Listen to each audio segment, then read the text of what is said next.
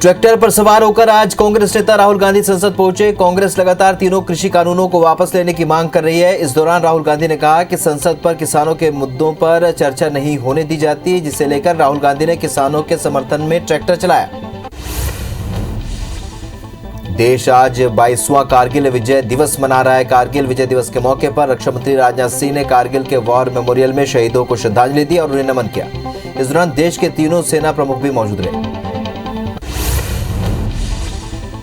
तो देश आज 22वां कारगिल विजय दिवस मना रहा है। ये दिन हम भारतीयों के लिए विशेष महत्व रखता है। बता दें कि 1999 में कारगिल की ऊंची चोटियों पर भारत और पाकिस्तान के बीच जंग हुई थी, जिसमें भारत की विजय हुई थी और इस युद्ध की विजय के उपलक्ष्य में हर साल कारगिल के द्रास स्थित वॉर मेमोरियल पर कारगिल विजय दिवस मनाया जाता है। 1999 में पाकिस्तानी सेना ने भारत की चोटियों पर कब्जा कर लिया था। तेलंगाना के महबूबाबाद से टीआरएस सांसद मलोद कविता को एक स्थानीय अदालत ने 6 महीने कैद की सजा सुनाई है। मलोद कविता पर 2019 के लोकसभा चुनाव के दौरान मतदाताओं को रिश्वत देने का आरोप सही साबित हुआ है। इस आरोप में किसी लोकसभा सदस्य को सजा सुनाए जाने का देश में पहला मामला है। पश्चिम बंगाल के मुख्यमंत्री ममता बनर्जी आज 5 दिन के दिल्ली दौरे पर आ रही हैं और जानकारी के मुताबिक शाम को ममता राजधानी दिल्ली पहुंचेंगी। अपने दिल्ली दौरे पर ममता बनर्जी विपक्षी नेता सोनिया गांधी और शरद पवार से भी मुलाकात कर सकती हैं। 5 दिवसीय दिल्ली दौरे के दौरान पश्चिम बंगाल की सीएम ममता बनर्जी पीएम मोदी से मुलाकात करेंगी। ममता बुधवार को प्रधानमंत्री नरेंद्र मोदी से मुलाकात कर सकती हैं। इसके अलावा वो दिल्ली में टीएमसी संसदीय बोर्ड की बैठक में भी हिस्सा लेने वाली है। कर्नाटक के मुख्यमंत्री बीएस येदियुरप्पा ने इस्तीफे का ऐलान कर दिया है। कुछ देर बाद वे राज्यपाल से मिलकर इस्तीफा सौंप देंगे। कर्नाटक में आज ही बीजेपी सरकार ने 2 साल पूरे किए हैं और इस दौरान सीएम येदियुरप्पा ने कहा कि मैं हमेशा ही अग्नि परीक्षा से गुजरा हूं। हंगामे के बाद संसद में लोकसभा की कार्रवाई दोपहर 2 बजे तक के लिए स्थगित कर दी गई। बता दें कि पेगासस जासूसी कांड में राज्यसभा में भी हंगामा हुआ था, जिसके बाद राज्यसभा की कार्रवाई को भी स्थगित करना पड़ा। केंद्रीय गृह मंत्री अमित शाह ने रविवार को कहा कि प्रधानमंत्री नरेंद्र मोदी ने सभी बाधाओं को दूर कर दिया है और पूर्वोत्तर को शांति और विकास के रास्ते पर आगे ले गए। शाह ने साथ ही इस बात पर भी जोर दिया कि असम के लोगों ने लगातार दूसरी बार भाजपा को वोट दिया है, क्योंकि उन्होंने महसूस किया है कि राज्य में आतंकवाद और आंदोलन के लिए कोई जगह नहीं। राजस्थान में अशोक गहलोत सरकार और संगठन में फेरबदल की तैयारियां तेज हो चुकी हैं। पार्टी नेताओं ने फेरबदल के सभी फैसले हाईकमान पर छोड़ दिए हैं। वहीं प्रदेश प्रभारी अजय माकन 28 और 29 जुलाई को सभी विधायकों से चर्चा करेंगे। इसके बाद मंत्रिमंडल विस्तार किया जा सकता है। इसमें गहलोत और सचिन पायलट के बीच बैलेंस बनाने की कवायद। महाराष्ट्र में बारिश के बाद बाढ़ का कहर जारी है। बारिश के बाद नदी नाले उफान पर हैं। वहीं कोल्हापुर में बाढ़ का पानी घरों तक पहुंच गया है। कई इलाकों में घर डूबने लगे हैं। वहीं एनडीआरएफ की टीम बचाव कार्य में जुटी हुई है। बाढ़ के चलते महाराष्ट्र के कई जिलों में जनजीवन बुरी तरह से प्रभावित हुआ है। जम्मू कश्मीर में तेज बारिश की वजह से जम्मू के अलग अलग इलाकों में जलभराव की स्थिति बनी हुई है, जहां जलभराव के चलते पानी सड़कों पर आ गया है। इससे आवागमन पूरी तरीके से प्रभावित है। सड़कों से गुजरने वाले लोगों को दिक्कतों का सामना करना पड़ रहा है। तेलंगाना की राजधानी हैदराबाद में आज भूकंप के झटके महसूस किए गए। भूकंप की तीव्रता 4 मापी गई है। नेशनल सेंटर फॉर सिस्मोलॉजी के मुताबिक भूकंप का केंद्र दक्षिण हैदराबाद था। भूकंप सुबह 5 बजे महसूस किए गए। वहीं किसी प्रकार के जानमाल को नुकसान नहीं है। तेलंगाना के वारंगल स्थित काकतीय रुद्रेश्वर मंदिर को यूनेस्को के विश्व धरोहर की सूची में शामिल किया गया। इस मंदिर का निर्माण काकतीय राजा रुद्रदेव ने 12वीं शताब्दी में करवाया था। भारत से अब 39 स्थल विश्व विरासत में शामिल हो चुके हैं। रुद्रेश्वर मंदिर प्राचीन मंदिर स्थापत्य कला के बेहतर नमूना है। देश में कोरोना की संभावित दूसरी लहर को लेकर तैयारियां तेज की जा रही हैं। वहीं एम्स के निदेशक डॉक्टर रणदीप गुलेरिया ने कहा है कि भविष्य में कोरोना वायरस के अधिक वेरिएंट की संभावना के साथ भारत को कोविड टीकों के साथ बूस्टर खुराक अपनाने की जरूरत हो सकती है। डॉक्टर गुलेरिया ने कहा कि बूस्टर खुराक की आवश्यकता है, क्योंकि समय बीतने के साथ ही इम्यूनिटी कम हो जाती है। दुनिया भर में कोरोना के मामले 19 करोड़ 47 लाख को पार कर गए हैं। वहीं कोरोना से मौत का आंकड़ा 41,74,000 के पार पहुंच चुका है। दुनिया भर में 17 करोड़ 67 लाख से भी ज्यादा मरीज कोरोना को हराकर स्वस्थ हो चुके हैं। तो एक्टिव मामले इस वक्त 1 करोड़ 38 लाख के पार पहुंच चुके हैं। हालांकि कोरोना के डेल्टा प्लस वेरिएंट ने चिंता बढ़ा दी। देश में एक दिन में कोरोना के 38,146 नए केस मिले हैं, जिससे कुल आंकड़ा 3 करोड़ 14 लाख के पार पहुंच चुका है। वहीं 411 नई मौत के बाद अब तक 4,20,996 मरीजों की मौत हुई है।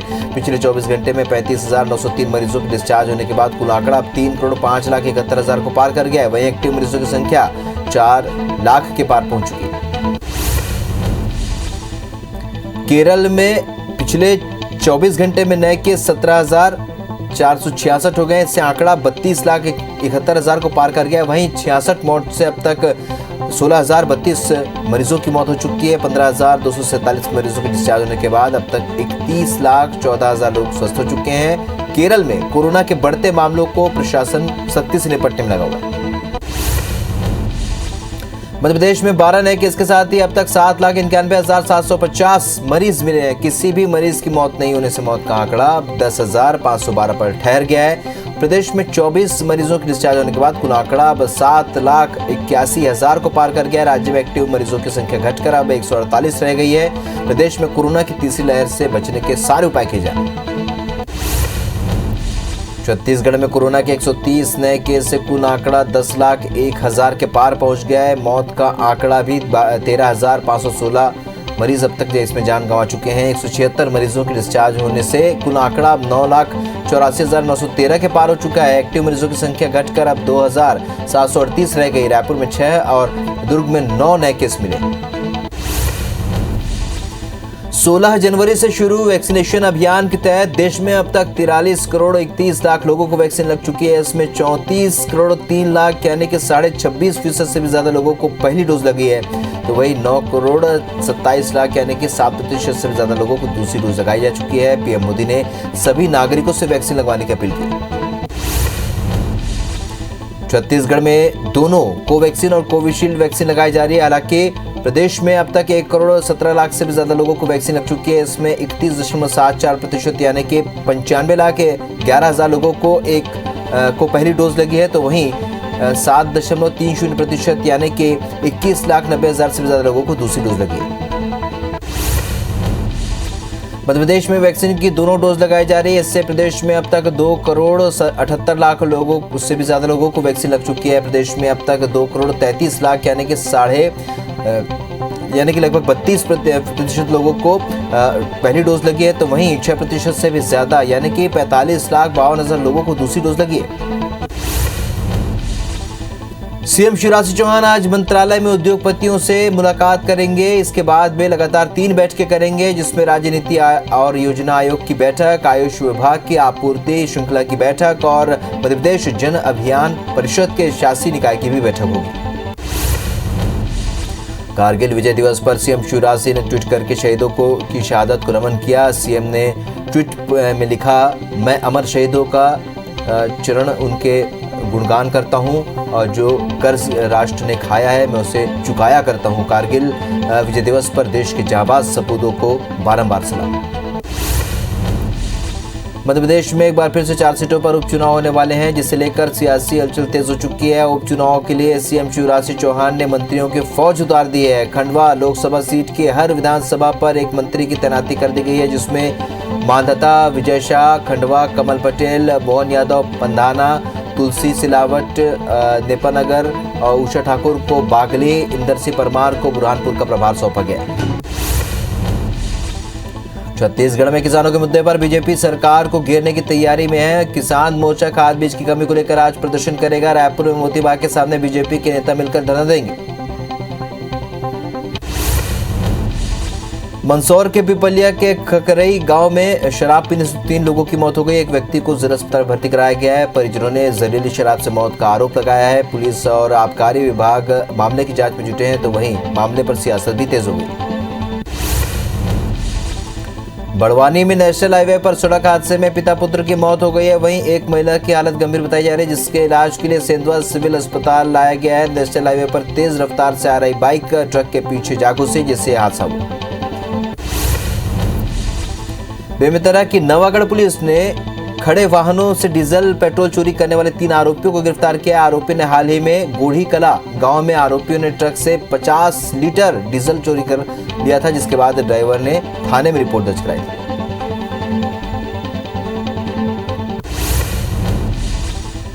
धमतरी जिले के नगरी में एक नवविवाहिता ने प्रताड़ना से तंग आकर खुदकुशी कर ली। वहीं प्रताड़ित करने वाले पति सहित 3 लोगों को नगरी पुलिस ने गिरफ्तार कर लिया है। बताया जा रहा है कि नगरी निवासी नवविवाहिता ने 14 अप्रैल को अपने घर में फांसी लगाकर खुदकुशी कर ली थी।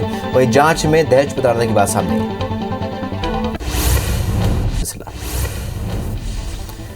छत्तीसगढ़ विधानसभा का मानसून सत्र आज से शुरू हो गया। सत्र शुरू होने पर आज दिवंगत नेताओं को श्रद्धांजलि दी गई। इसके साथ ही कारगिल में शहीद हुए वीर जवानों को भी नमन किया गया। सीएम शिवराज सिंह चौहान आज मंत्रालय में उद्योगपतियों से मुलाकात करेंगे। इसके बाद लगातार वे 3 बैठकें करेंगे, जिसमें राज्य नीति एवं योजना आयोग की बैठक, आयुष विभाग की आपूर्ति श्रृंखला की बैठक और मध्य प्रदेश जन अभियान परिषद के शासी निकाय की बैठक लेंगे। छत्तीसगढ़ के स्वास्थ्य मंत्री टी.एस. सिंहदेव और विधायक बृहस्पति सिंह के बीच मध्य प्रदेश के गृह मंत्री नरोत्तम मिश्र ने चुटकी ली है। सिंहदेव को उप मुख्यमंत्री बताते हुए पार्टी में कबीलों की तरह आंतरिक कलह की बात कही। मिश्र ने कहा कि 2 ही राज्यों में कांग्रेस की सरकार है, मगर पंजाब और छत्तीसगढ़ में चल रहे झगड़े पर कांग्रेस आलाकमान को ध्यान देना चाहिए। जशपुर में टांगर गांव स्टील प्लांट को लेकर 4 अगस्त को होने वाली जनसुनवाई में ग्रामीणों के साथ बीजेपी नेता भी अपना विरोध दर्ज कराएंगे। सांसद गोमती साय के नेतृत्व में 9 सदस्यों की टीम ने हरियाली नष्ट होने की रिपोर्ट दी थी। बीजेपी ने स्टील प्लांट का विरोध कर जनभावना के साथ किए जाने की बात कही और कांग्रेस नेता यूडी मिंज ने भी विरोध जताया। बीजेपी के प्रवक्ता केदार कश्यप ने सरकार पर बस्तर में आदिवासियों की जमीन छीनने का आरोप लगाया है। अनियमित तरीके से जनसुनवाई में ग्रामीणों की रजामंदी भी नहीं ली जा रही है। उन्होंने 12 अप्रैल 144 के बीच ग्राम सभा के आयोजन पर सवाल उठाया, जिसमें जमीन अधिग्रहण के लिए जनसुनवाई रखी गई थी। केदार ने सरकार की कथनी और करनी मंत्र बताया। मध्य प्रदेश में तबादलों से प्रतिबंध हटाने की समय सीमा खत्म होने के बाद अब सिर्फ 6 दिन बचे हुए, लेकिन तबादला सूची अब तक जारी नहीं हो पाई है। सभी विभागों में करीब 24,000 ट्रांसफर एप्लीकेशन पेंडिंग है, जिसमें से 2 नियम के चलते तबादला सूचियां मंत्रियों के यहाँ अटकी हुई है। अगली कैबिनेट की बैठक में मंत्री मुख्यमंत्री से तबादलों की तारीख बढ़ाने का आग्रह कर सकते हैं। तबादले पर कुछ मंत्री अनुमोदित सूची मंत्रालय भेज चुके हैं, लेकिन अपर मुख्य सचिव और प्रमुख सचिवों ने जांच के नाम पर अब तक आदेश जारी नहीं किया है। प्रदेश में तबादले 1 से 31 जुलाई के बीच किए जाने के निर्देश मुख्यमंत्री ने दिए थे, लेकिन 25 दिन बीत जाने के बाद भी उच्च शिक्षा, जल संसाधन, वाणिज्य कर और पंचायत के अलावा ग्रामीण विभाग ने भी एक सूची जारी की है। कारगिल विजय दिवस पर सीएम शिवराज सिंह ने ट्वीट कर शहीदों को नमन किया। सीएम ने ट्वीट कर लिखा, मैं शहीदों का चारण उनके गुण गाया करता हूँ, जो कर्ज राष्ट्र ने खाया मैं उसे चुकाया करता हूँ। कारगिल विजय दिवस पर देश के जाबाज सपूतों को बारंबार सलाम। देश आज 22वां कारगिल विजय दिवस मना रहा है। कारगिल विजय दिवस के मौके पर रक्षा मंत्री राजनाथ सिंह ने कारगिल के वॉर मेमोरियल में शहीदों को श्रद्धांजलि दी और उन्हें नमन किया। इस दौरान देश के तीनों सेना प्रमुख भी मौजूद रहे। देश के राष्ट्रपति रामनाथ कोविंद ने कारगिल दिवस के मौके पर शहीदों को नमन किया। राष्ट्रपति कोविंद बारामूला के डैगर युद्ध स्मारक पर पहुंचे, जहां पर उन्होंने वीर सपूतों को श्रद्धांजलि अर्पित की। देश आज 22वां कारगिल दिवस मना रहा है और ये दिन हम भारतीयों के लिए विशेष महत्व रखता है। बता दें कि 1999 में कारगिल की ऊंची चोटियों पर भारत और पाकिस्तान के बीच जंग हुई थी और जिसमें भारत की विजय हुई थी और उस युद्ध की विजय के उपलक्ष्य में हर साल कारगिल के द्रास स्थित वॉर मेमोरियल पर कारगिल विजय दिवस मनाया जाता है। 1999 में पाकिस्तानी सेना ने भारत के इन चोटियों पर कब्जा कर लिया था। टोक्यो ओलंपिक में मीराबाई चानू को हराने वाली चीन की वेटलिफ्टर का डोप टेस्ट होगा। यदि चीन की वेटलिफ्टर खिलाड़ी डोप टेस्ट में फेल हो गई तो चानू को गोल्ड मेडल मिल सकता है। वेगाथा जासूसी मामले में पश्चिम बंगाल के मुख्यमंत्री ममता बनर्जी ने जांच आयोग गठन करने की घोषणा की है। कोलकाता हाई कोर्ट के 2 सदस्यीय न्यायाधीश की अध्यक्षता में जांच आयोग गठित किया गया है। दिल्ली रवाना होने से पहले ममता बनर्जी ने घोषणा की। इसके साथ ही केंद्र की नरेंद्र मोदी सरकार पर हमला बोला।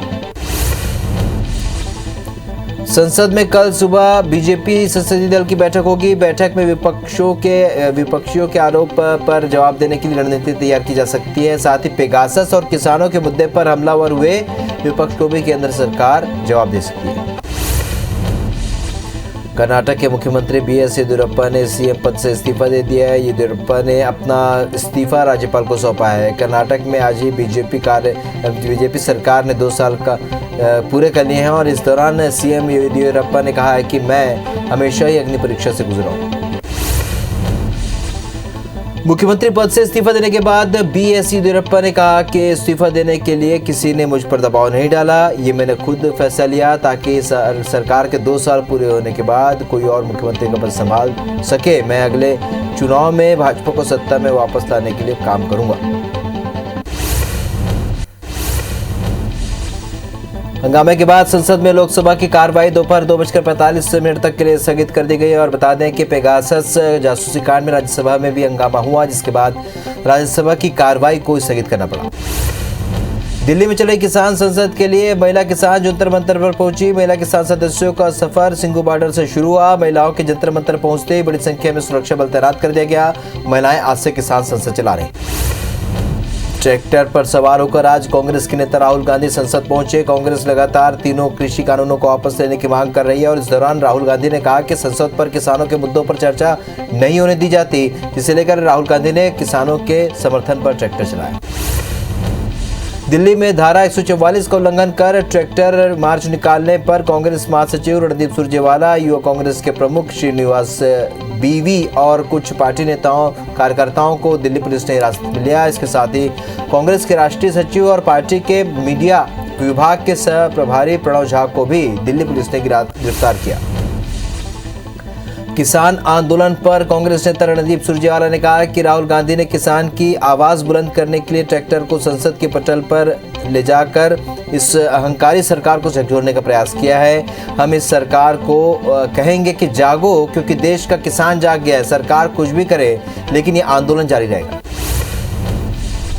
तेलंगाना के महबूबाबाद से टीआरएस सांसद मलोथ कविता को एक स्थानीय अदालत ने 6 महीने कैद की सजा सुनाई है। मलोथ कविता पर 2019 के लोकसभा चुनाव के दौरान मतदाताओं को रिश्वत देने का आरोप सही साबित हुआ है और इस आरोप में किसी लोकसभा सदस्य को सजा सुनाए जाने का ये देश में पहला मामला है। पश्चिम बंगाल की मुख्यमंत्री ममता बनर्जी आज 5 दिन के दिल्ली दौरे पर आ रही हैं। जानकारी के मुताबिक शाम को ममता बनर्जी दिल्ली पहुंचेंगी। अपने दिल्ली दौरे पर ममता बनर्जी विपक्षी नेता सोनिया गांधी और शरद पवार से भी मुलाकात कर सकती है। 5 दिवसीय दिल्ली दौरे के दौरान पश्चिम बंगाल की सीएम ममता बनर्जी पीएम मोदी से मुलाकात करेंगी और ममता बुधवार को प्रधानमंत्री नरेंद्र मोदी से मुलाकात कर सकती हैं। इसके अलावा वो दिल्ली में टीएमसी संसदीय बोर्ड की बैठक में भी शामिल होंगी। केंद्रीय गृह मंत्री अमित शाह ने रविवार को कहा है कि प्रधानमंत्री नरेंद्र मोदी ने सभी बाधाओं को दूर कर दिया है और पूर्वोत्तर को शांति और विकास के रास्ते पर आगे लेकर आए हैं। शाह ने साथ ही इस बात पर भी जोर दिया कि असम के लोगों ने लगातार दूसरी बार भाजपा को वोट दिया है क्योंकि उन्होंने महसूस किया है कि राज्य में आतंकवाद और आंदोलन के लिए कोई जगह नहीं है। राजस्थान में अशोक गहलोत सरकार और संगठन में फेरबदल की तैयारियां तेज हो चुकी हैं। पार्टी नेताओं ने फेरबदल के सभी फैसले हाईकमान पर छोड़ दिए। वहीं प्रदेश प्रभारी अजय माकन 28 और 29 जुलाई को सभी विधायकों से चर्चा करेंगे। उसके बाद मंत्रिमंडल विस्तार किया जा सकता है। इसमें गहलोत और सचिन पायलट के बीच बैलेंस बनने की कवायद। सिंधिया ने नागरिक उड्डयन मंत्री बनते ही एयरपोर्ट विस्तार और दूसरे महानगरों से एयर कनेक्टिविटी की उम्मीद बढ़ गई है और अब एएआई की टीम ग्वालियर में ग्रीन फील्ड एयरपोर्ट बनाने के लिए सब जमीन देख रही है। हालांकि एयरपोर्ट को लेकर बीजेपी के 2 बड़े नेता आमने सामने। सांसद विवेक शेजवलकर ने मौजूदा एयरपोर्ट के विस्तार की मांग की। मंदसौर के पिपलिया के खकराई गांव में शराब पीने से 3 लोगों की मौत हो गई। एक व्यक्ति को जिला अस्पताल में भर्ती कराया गया है। परिजनों ने जहरीली शराब से मौत का आरोप लगाया तो पुलिस और आबकारी विभाग मामले की जांच में जुटा है। वहीं मामले पर सियासत भी गर्मा गई। बड़वानी में नेशनल हाईवे पर सड़क हादसे में पिता पुत्र की मौत हो गई और वहीं एक महिला गंभीर रूप से घायल हो गई है और जिसे इलाज के लिए सेंधवा सिविल अस्पताल लाया गया है। नेशनल हाईवे पर तेज रफ्तार से आ रही बाइक ट्रक के पीछे जा घुसी, जिससे ये हादसा हुआ। बेमेतरा की नवागढ़ पुलिस ने खड़े वाहनों से डीजल पेट्रोल चोरी करने वाले 3 आरोपियों को गिरफ्तार किया है। आरोपियों ने हाल ही में गोढ़ी कला गांव में आरोपियों ने ट्रक से 50 लीटर डीजल चोरी कर लिया था। इसके बाद ड्राइवर ने थाने में रिपोर्ट दर्ज कराई। धमतरी जिले के नगरी में एक नवविवाहिता ने प्रताड़ना से तंग आकर खुदकुशी कर ली। वहीं प्रताड़ित करने वाले पति सहित 3 लोगों को नगरी पुलिस ने गिरफ्तार कर लिया। बताया जा रहा है कि नगरी निवासी नवविवाहिता ने 14 अप्रैल को अपने घर में फांसी लगाकर खुदकुशी कर ली थी। वहीं जांच में दहेज प्रताड़ना की बात सामने आई। कबीरधाम जिले के कुकदूर थाना पुलिस ने गांव में शराब बेचने जा रहे 3 लोगों को गिरफ्तार किया है। पुलिस ने वाहन से 17,000 रुपए के करीब 210 देशी शराब के पौवे जब्त किए हैं। बता दें कि ग्राम कोदवा के सरकारी शराब दुकान से शराब बेचते थे। मंदसौर में जहरीली शराब पीने से 3 लोगों की मौत के मामले में गृह मंत्री नरोत्तम मिश्रा ने बयान दिया। उन्होंने कहा है कि SITI और आबकारी अधिकारी को सस्पेंड कर दिया गया है। जहरीली शराब के कारोबारियों को बख्शा नहीं जाएगा। जबलपुर में बजरंग दल के कार्यकर्ता 2 लड़कियों पर संदेह व्यापार का आरोप लगाते हुए थाने लेकर पहुंचे, जहां पर कार्यकर्ताओं ने जमकर हंगामा कर दिया। वहीं लड़कियों का आरोप है कि कार्यकर्ताओं ने उनकी स्कूटी से जबरन 21,000 रुपए निकाले हैं। साथ ही एक दोस्त को देह व्यापार के आरोप में फंसाने की धमकी देकर 35,000 रुपए ऐंठे हैं। फिलहाल पुलिस ने मामला दर्ज कर छानबीन शुरू कर दी। बलरामपुर जिले के त्रिकुंडा में नाबालिग से अपहरण कर रेप का मामला सामने आया। आरोपी 15 दिनों से नाबालिग के साथ दुष्कर्म की वारदात को अंजाम दे रहा था और परिजनों की शिकायत पर पुलिस ने आरोपी को गिरफ्तार कर लिया। आरोपी 3 बच्चों का पिता बताया। रायपुर के दलदल सीनों में चाकूबाजी के 4 आरोपी गिरफ्तार कर लिए गए हैं, मगर गैंगवार की आशंका के बीच पुलिस बल तैनात किया गया और शनिवार को अरविंद कंवर को आरोपी पारसमणि, रुपेश साहू और राहुल सोनवानी ने चाकू से मारा था। उसके बाद घायल युवक अस्पताल में भर्ती है। वहीं पुलिस ने FIR के बाद तत्परता दिखाते हुए आरोपियों को धर दबोचा। कोरबा में जड़ी बूटी का झांसा देकर ठगी करने का मामला सामने आया, जहां 2 आरोपियों ने पीड़ित से 62,000 रुपए की ठगी कर ली और हाल मामले में कार्रवाई करते हुए पुलिस ने आरोपियों को न्यायिक हिरासत में जेल भेज दिया। आरोपियों में से 2 बैग जड़ी बूटी, बाइक और 60 नगद जब्त किए गए। शाहजहांपुर पुलिस ने नेताओं की फोटो दिखाकर ठगने के मामले में एक युवक को गिरफ्तार कर लिया है। गिरफ्तार आरोपी सरकारी नौकरी दिलाने के नाम पर गृह मंत्री और विधायक की फोटो दिखाकर उन्हें अपना परिचित बताता और फिर उनसे पैसे हट लेता था। फिलहाल पुलिस ने आरोपी को 2 दिन की रिमांड पर भेजा है। हिंदू शक्ति सेवा संगठन ने एक छत्तीसगढ़ी गाने में हिंदू धर्म और आस्था के साथ खिलवाड़ का आरोप लगाया। संगठन ने इस गाने पर तत्काल प्रतिबंध लगाने की मांग की है। संगठन का कहना है कि नटराज फिल्म बरही की ओर से तैयार किए गए एक छत्तीसगढ़ी गाने में छत्तीसगढ़ी अस्मिता के साथ छेड़छाड़ की गई। जिला बलौदाबाजार भाटापारा के अधिकतर थाना क्षेत्रों में लगातार साइबर क्राइम के तहत पोर्नोग्राफी के मामले में कार्रवाइयां हो रही हैं, जिसमें कई गिरफ्तारी भी हो चुकी है। वहीं मामले में जांच भी जारी है। पोर्नोग्राफी मामले में अधिकतर ऐसे आरोपी जो बच्चों से जुड़े अश्लील वीडियो को अपने मोबाइल पर डाउनलोड और अपलोड और शेयर करते हैं, उन पर कार्रवाई की जा रही है। जगदलपुर नगर निगम शहर को मलबा मुक्त बनाने के लिए और नालियों को उसकी साफ सफाई के लिए विशेष अभियान चला रहा है और विशेष स्वच्छता अभियान के लिए पुलिस ने कई टीमों को सक्रिय किया है और साफ सफाई को लेकर गंभीरता बरती जा रही। साथ ही शहर के पुराने तालाबों की साफ सफाई के लिए समाज सेवियों का सहयोग लिया जा रहा है। पत्थलगांव में हाथियों का उत्पात अब भी जारी है। यहाँ 3 गाँव में हाथियों ने धान की फसल को चौपट कर दिया है। रानी कोम्बो, हस्तिनापुर और कुडुकेला में हाथियों के दल ने जमकर उत्पात मचाया। वन विभाग की टीम पर गांव वालों ने अनदेखी का आरोप लगाया। उनका कहना है कि कई बार शिकायत करने के बाद भी वन विभाग का अमला सतर्क नहीं हुआ। अंबिकापुर के बैनपाट में हाथी के हमले से एक बुजुर्ग की मौत हो गई। पतरापारा में हाथी ने ग्रामीणों के घरों को नुकसान पहुंचाया और बुजुर्ग की मौत हाथी के हमले की वजह से हो गई। वन विभाग की टीम हाथी को ट्रैप नहीं कर पा रहा है। इधर हमले से लोग दहशत में। बीती रात बचेली में किरंदुल से विशाखापट्टनम की ओर जा रही एक मालगाड़ी पटरी से उतर गई, जिसके चलते रेल विभाग में हड़कंप मच गया। बचेली स्टेशन से कुछ दूर पहले मालगाड़ी पटरी से उतर गई। हालांकि इस दौरान कोई बड़ा हादसा नहीं हुआ और पटरी से उतरने की वजह की जांच की जा रही है। सावन महीने का आज पहला सोमवार है। सावन के पहले सोमवार को मंदिरों में भक्तों का तांता लगा शुरू हो चुका है और इस बार कोविड नियमों को देखते हुए कम श्रद्धालु मंदिर पहुंच रहे हैं। वहीं मंदिरों की तरफ से भी सुरक्षा बरती जा रही है। उज्जैन में सावन के पहले सोमवार को बाबा महाकाल की सवारी शाम 4 बजे निकलेगी और इस दौरान श्रद्धालुओं को सवारी में शामिल होने की इजाजत नहीं है। ऐसा कोविड प्रोटोकॉल के तहत किया गया है। वहीं सुबह महाकाल की भस्मारती की गई। कवर्धा में भोरमदेव शिव मंदिर में सावन के महीने में पहले सोमवार को भक्तों की भारी भीड़ देखने को मिली है।